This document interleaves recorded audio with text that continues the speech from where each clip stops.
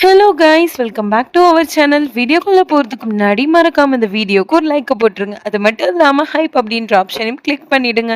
சரி, வாங்க நம்ம வீடியோக்குள்ள போயிடலாம். ஸ்டார்டிங் சீன்ல ஹீரோயினை காமிக்கிறாங்க. அவளுமே வந்து நீதிட்ட உண்மையை சொல்லியிருப்பா. ஸோ நீதி வந்து மயக்கம் போட்டு விழுந்திருப்பா. அதுக்கப்புறம் வந்து சிஸ்டரை கூப்பிட போறாங்க. நர்ஸ் இங்க பாருங்க, என்னுடைய ஃப்ரெண்டு மயக்கம் போட்டு விழுந்துட்டா அப்படின்னு சொன்னா, அப்போ அவங்க சொல்றாங்க, நாங்க தான் இப்போ கொஞ்ச நேரத்துக்கு முன்னாடி ஸ்லீப்பிங்கான இன்ஜெக்ஷன் போட்டோம்.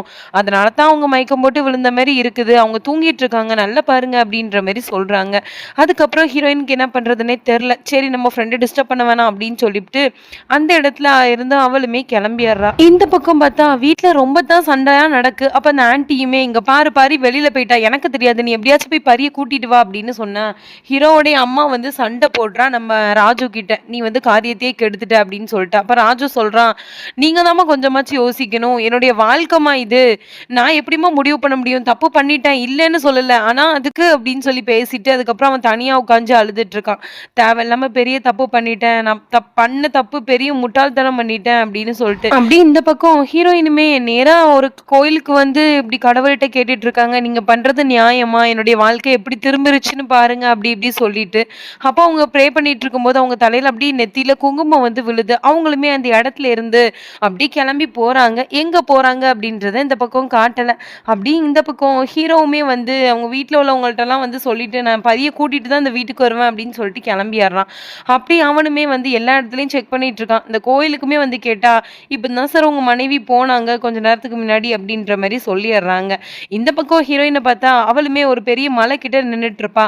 பார்த்தா அவளோட இமேஜினேஷன்ல ஹீரோ வர்ற மாதிரிக்குல இருக்கு. அதுக்கப்புறம் பார்த்தா ஹீரோவே அந்த இடத்துல இல்லை.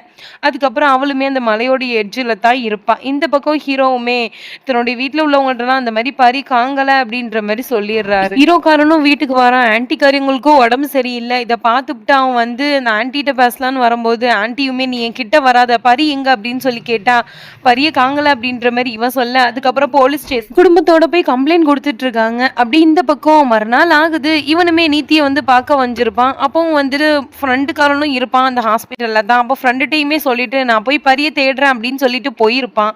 இந்த பக்கம் அப்படியே போலீஸ்காரங்களும் ஃபோன் அடிச்சு, நீங்க வந்து பாருங்க சார், ஒரு பாடி எங்களுக்கு கிடைச்சிருக்கு அப்படின்னு சொன்னா, நேரா நம்ம ஹீரோவுமே அந்த மார்ச்சரி ரூம்ல போய் பார்க்கறான். ஆனா வந்து அது பரி கிடையாது.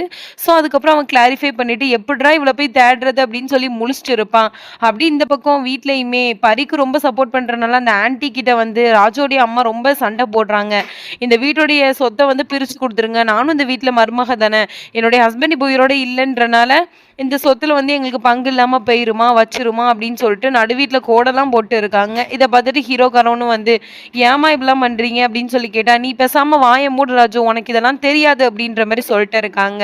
அப்படி பார்த்தா ஹீரோயினுமே அந்த பக்கம் உள்ளத்தான் வந்திருப்பா. அவளை பார்த்துப்புட்டு அந்த ஆன்ட்டியுமே, என்ன பரி நீ வந்துட்டியா, ரொம்ப நல்லதுமா அப்படின்ற மாதிரி ஒரு பக்கம் பேசிட்டு இருக்காங்க. அப்படி இந்த சீன் இங்க கட்டாக அந்த பக்கம் பார்த்தா நம்ம நீத்தியுமே அந்த ஹாஸ்பிட்டல்ல இருந்து எஞ்சிக்கிறான். கசினுமே சொல்றான், என்னாச்சு, நீ வந்து ரெஸ்டட் அப்படின்னு சொன்னா, சஞ்சு இங்க போனா, நான் அவனை பார்க்க போறேன் அப்படின்னு சொல்லிட்டு இறங்கி நடந்து போயிட்டு இருக்கா. அவ்வளோ முடியாதவ. ஸோ அவன் நடந்து போயிட்டு அப்படி கீழே விழுற மாதிரி போறான்.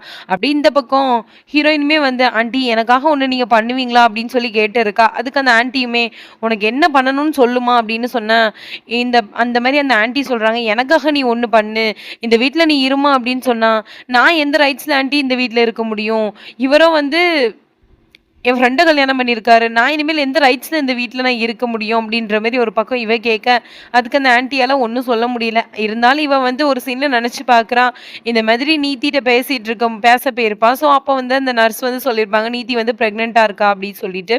அப்போ நீத்தி எஞ்சிருக்கும் போது, என்னுடைய குழந்தைக்கு எதுவும் ஆகலைல்ல அப்படின்னு சொல்லி கேட்கும்போது, இல்லை உன் குழந்தைக்கு எதுவுமே ஆகலை நீத்தி அப்படின்ற மாதிரி நம்ம பரியுமே சொல்லியிருப்பா. அதுக்கப்புறம் தான் நீத்தி வந்து சொல்லுவான், இந்த மாதிரி அவன் சஞ்சு குடும்பத்தில் வந்து பிரச்சனை இருக்குது, அதனால் வந்து சஞ்சு என்னை கூட்டிகிட்டு போக மாட்டேங்கிறான் அவனோட ஃபேமிலி கிட்ட, ஆனால் எனக்கு அவங்களுடைய ஃபேமிலி கூட தான் இருக்கணும், தனியாக இருக்கணும்னு நான் நினைக்கலம்மா அப்படி இப்படி சொல்லிட்டு நம்ம ஹீரோயின்கிட்ட பேசிட்டு இருப்பா. ஸோ இதெல்லாம் நினச்சி பார்த்தா நம்ம ஹீரோயினுமே நேராக அந்த ஆன்ட்டிகிட்ட வந்து, ப்ளீஸ் ஆன்ட்டி எப்படியாச்சும் கொஞ்சம் நீத்தியை ஏற்றுக்கோங்களேன் அப்படின்ற மாதிரி சொல்லிட்டு இருக்கா. அதுக்கு அந்த ஆன்ட்டியுமே, அதெல்லாம் நான் ஏற்றுக்கவே மாட்டேன் பரி, நீ இருக்கிற இடத்துல என்னால் இன்னொருத்தவங்களெல்லாம் வச்சு பார்க்க முடியாது பரி அப்படின்ற மாதிரி ஒரு பக்கம் இவங்க பேசிட்டு இருக்க. அப்படி இந்த பக்கம் ஹீரோவுமே நேரா உண்மையை சொல்றதுக்காக நம்ம நீத்தியை பக்கம் போயிட்டு இருப்பான். அப்பதான் மோண்டியுமே ஃபோன் பண்ணி இந்த மாதிரி ஹீரோ வந்து உண்மைய சொல்ல போயிருக்கான் அப்படின்னு சொல்லவும், பரி சொல்றா, "தயவு செஞ்சு அவர தடுத்து நிப்பாட்டுங்க. ஏன்னா நீத்தியோட கண்டிஷன் சரியில்ல. அவர் உண்மைய சொல்லிட்டாரு அப்படின்னா, நீத்தி என்னனாலும் ஆகலாம்." அப்படின்ற மாரி ஒரு பக்கம் இவ சொல்லி, வேக வேகமா டாக்ஸிய புடிச்சு நேரா அந்த ஹாஸ்பிட்டலுக்கு தான் வந்துட்டுருக்கா. அப்படியே குடும்பத்தில உள்ள எல்லாருமே நம்ம பரிய வந்து ஃபாலோ பண்ணிட்டு அப்படியே அந்த ஹாஸ்பிட்டலுக்கு தான் வந்துட்டுருக்காங்க. அப்படியே இந்த பக்கம் பார்த்தா, ராஜுவுமே வந்து நீத்தி கிட்ட, "நான் உன்ட்ட ஒரு உண்மைய சொல்லணும். ஆனா நீ என்ன வந்து தப்பா நெனச்சுக்க மாட்டல்ல?" அப்படின்ற மாரி சொல்ட்டு இருக்கான். அப்ப அங்க இருக்கிற நர்ஸையுமே, "நான் இவங்க கிட்ட தனியா பேசணும்" அப்படின்னு சொல்லி அமுச்சு வச்சுடுறான் வெளியில. அப்பவுமே கேட்கும்போது, "நான் ஏன் உன்ன தப்பா நினைக்க போறேன்? என்ன விஷயம்?" அப்படின்னு சொன்னா, "நீ வந்து என்ன தப்பா மட்டும் நினைச்சிடக்கூடாது. என்னை விட்டு போயிறக்கூடாது அப்படின்னா தான் அந்த விஷயத்த சொல்லுவேன்." அப்படின்ற மாரி இவன் ஒரு பக்கம் சொல்லிட்டு இருக்கான். அப்படி இந்த பக்கம் பார்த்தா ஹீரோயின் டாக்ஸில வந்துட்டுருப்பாங்க. அவங்க அப்படிட்டு கொஞ்சம் இறங்கி அப்படியே வந்துட்டுருக்காங்க. இவன் வந்து உண்மைய சொல்லிடக்கூடாது அப்படின்னு சொல்லிட்டு. அதுக்கப்புறம் இவன் வந்து சொல்ல ஆரம்பிக்கிறான். இந்த மாதிரி என்னுடைய வில்லேஜ்ல எங்க அம்மா வந்து என்ன கல்யாணம் பண்ணி வைக்கணும்னு பார்த்தாங்கன்னு சொல்லும்போது, நம்ம பாரி கரெக்ட்டா அந்த இடத்துக்கு வந்துருவாங்க. வந்ததுக்கப்புறம் நிதி சொல்றா, "நீங்க 2 பேரும் மீட் பண்றது இதானே ஃபர்ஸ்ட் டைம் பாரி. இதான் வந்து சஞ்சு" அப்படின்ற மாரி இன்ட்ரோடியூஸ் பண்ணி வைக்கிறா. அதுக்கு அவளுமே ஒண்ணும் சொல்லல. "நிதி இப்போ உன்னோட கண்டிஷன் எப்படி இருக்கு?" அப்படின்ற மாரி கேட்டு இருக்கும்போது, "எனக்கு என்ன இப்ப நான் நல்லா இருக்கேன்" அப்படின்ற மாரி சொல்லிட்டு இருக்கா. அதுக்கப்புறம் வந்துட்டு ஹீரோயின் வந்து நான் டாக்டர கொஞ்சம் வெளியில போய் பார்க்கணும் அப்படின்னு சொல்லிட்டு கிளம்பியிருப்பாங்க. அதுக்கப்புறம் ராஜுவுமே வந்து, "நீ எதுக்கு இப்போ உள்ள வந்த? நான் தான் வந்து அவள்ட்ட உண்மைய சொல்லப் போறேன்னு தானே சொல்லிட்டு இருக்கேன்" அப்படின்னு சொன்னா, "நீங்க உண்மைய சொல்லக்கூடாது. ஏன்னா அது அவளுக்கும் வயித்துல இருக்கிற குழந்தைக்கும் பெரிய பாதிப்பாயிடும். அவ வந்து இப்ப தான் ரொம்ப பெரிய கண்டத்த கடந்து வந்திருக்கா. இப்ப மறுபடியுமே உண்மைய சொன்னா அவ என்ன ஸ்டேட்டுக்கு போவான்னே தெரியாது. தயவு செஞ்சு அவளுக்கு நல்லதா இருக்கும் அப்படின்னா, உண்மைய மறைக்கிறது தான்" அப்படின்ற மாரி சொல்லிட்டு இருப்பா. அப்ப இவன் வந்து என்ன மன்னிச்சிரு. நான் இவ்வளோ தூரம் நடக்கும்னு நெனச்சு பார்க்கல அப்படின்னு சொன்னா. நீங்க ஏன் இப்ப மன்னிப்பு கேட்கிறீங்க? செய்றதெல்லாம் செஞ்சுட்டு மன்னிப்பு கேட்டா எல்லாம் என்ன மாறிடுமா? அப்படின்னு சொல்லி பேசிட்டு இருக்கும்போது, அப்படி என்ன பண்றா அப்படின்னா, நீத்தி இருக்கால்ல. ஸோ இவங்க 2 பேரையும் காங்கல அப்படின்னு சொல்லி தேடி வந்துட்டுருப்பா. அப்போ வந்துட்டு 2 பேர் பேசுற சத்தம் கேட்கும்.